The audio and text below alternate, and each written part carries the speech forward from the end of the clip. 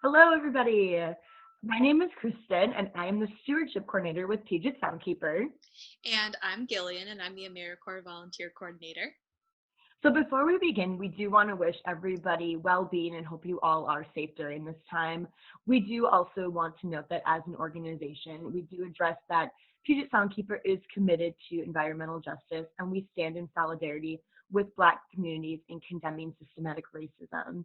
And so for those who don't know about Puget Soundkeeper, we are a local nonprofit based in Seattle, and our mission is to protect and preserve the waters of the Puget Sound because everybody has the right to swimmable, drinkable, and fishable water. And so you see here today the stewardship team, Gillian and myself, and what we do is we lead volunteers in beach cleanups. We also do pollution patrols via kayaks and boats. And then we also have our community science aspect where we do microplastic analysis, which is what we'll be talking about today. And then we also do salmon monitoring. So Gillian, do you want to tell us what our video is about today? Yeah, so today we're going to be talking about microplastics and specifically how a microplastic called a microfiber can get into our water through washing our clothes. So, first and foremost, what are microplastics? They're small pieces of plastic less than 5 millimeters. They're found just about everywhere in drinking water, the deepest spot in the ocean, even in the air.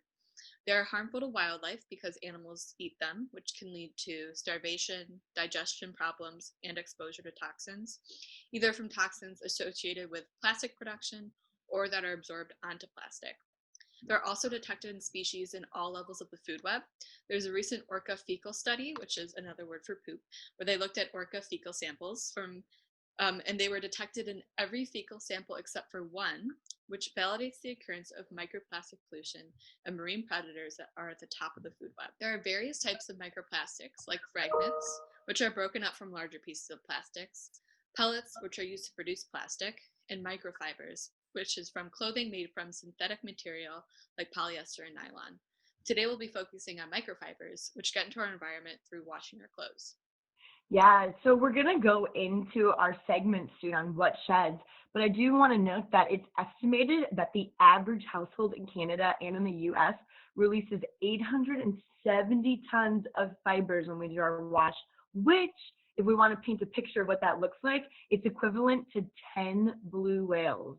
Oh my So god. I know that's a lot. Jeez. So now we'll go into what sheds. Okay, so this segment is to break it down for you and let you know what clothing you may own that is shedding microplastics into the water from washing your clothes. So we're going to start. It's all about the label. So all of our clothes have a little tag that says what they're made out of. So we're going to make it easy. And I do want to note that plastic is also known as a polymer. So if you do read a tag and it says the word poly, that means it has plastic in it. And so there are a couple other words we do want you to look out for, which Gillian did mention, nylon, and then there's also acrylic. So we should look for things such as hemp and cotton, which are natural materials that our clothing can be made out of. So we're going to start with jeans because a lot of people own a pair of jeans.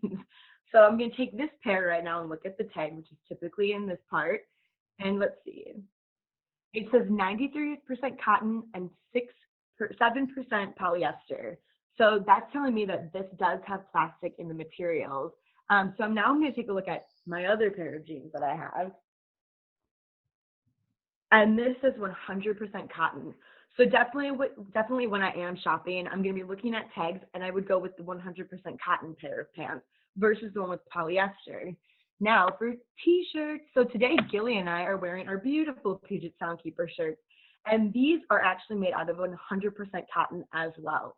So good purchase, Puget Soundkeeper. But definitely note that not all t-shirts are made from cotton hemp. So again, it's all about looking at the tag. And I know, Gillian, you have a fleece that you wear a lot. Do you want to tell us what's in a fleece? Because those are very popular items that people wear.